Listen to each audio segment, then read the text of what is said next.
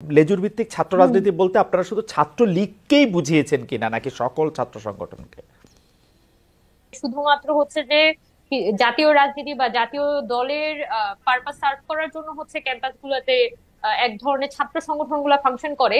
সেই ধরনের ছাত্র রাজনীতি আসলে ছাত্রদের কাছে দীর্ঘদিন ধরেই আসলে পপুলারিটি হারিয়েছে। তো ছাত্রদের মধ্যে থেকে বিশেষ করে বুয়েটে যখন আবরার ফাহাদ মারা যাওয়ার পরে, না মানে না, আবরার ফাহাদ উমামা খুন হওয়ার উমামা পরে, উমামা আপনার সঙ্গে আমরা বড় মানে করে কথা বলতে আসবো। যেহেতু রাকিবুল ইসলামকে আমি মাঝখানে থামিয়েছি, আপনি এক লাইনে এটা বলবেন। রাকিবুল ইসলাম স্পষ্ট বলেছেন যে না এই না এরকম না। লেজুভিত্তিক ছাত্র রাজনীতি এটা একটা সংস্কৃতি। এটা শুধুমাত্র তো ছাত্রলীগকে সিগনিফাই করে, বিষয়টা এরকম না। ছাত্রলীগ স্পেসিফিক্যালি ওই সময় একটা আতঙ্ক ছিল, তবে লেজুভিত্তিক ছাত্র রাজনীতি অবশ্যই এটা একটা স্পেসিফিক টার্ম যেটা আসলেই ক্যাম্পাস গুলোতে আছে ওকে। এবং বাংলাদেশের ছাত্র রাজনীতির ক্ষতিগ্রস্ত করছে।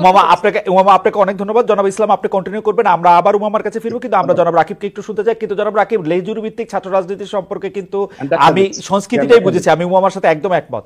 জি জি আমি জি ব্যাখ্যা দিচ্ছি। জি, ব্যাখ্যা দেন প্লিজ। তৎকালীন সময় খালিদ ভাই হয়তো বা আমরা যাদের সাথে যে সমন্বয়করা এই আন্দোলন পরিচালনা করেছে তৎকালীন সময় যে বাস্তবতা ছিল, সেই বাস্তবতায় আমাদের উমামার সাথে আমাদের যোগাযোগ ছিল না।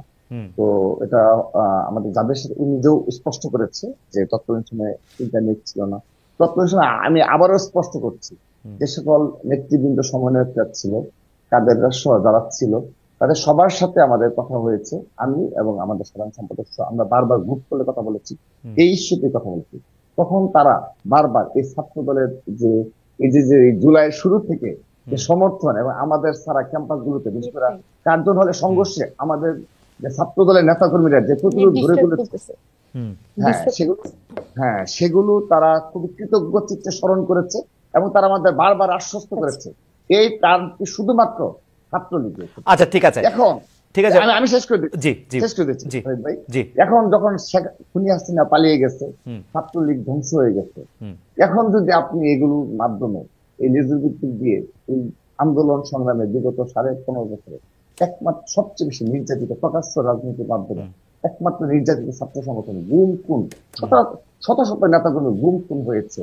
এই সর্বশেষ জুলাই আগস্ট আন্দোলনে আমাদের 150 ছাত্র নেতাকর্মী হত্যা করা হয়েছে। এই বাস্তবতায় আপনি ছাত্রলীগের মতো করে ছাত্রলীগকে নিয়ে বলেন, এটি খুবই দুঃখজনক। এটি জুলাই আগস্টের বিপ্লবের পরিপন্থী এবং আপনি এটি খুবই দুঃখজনক।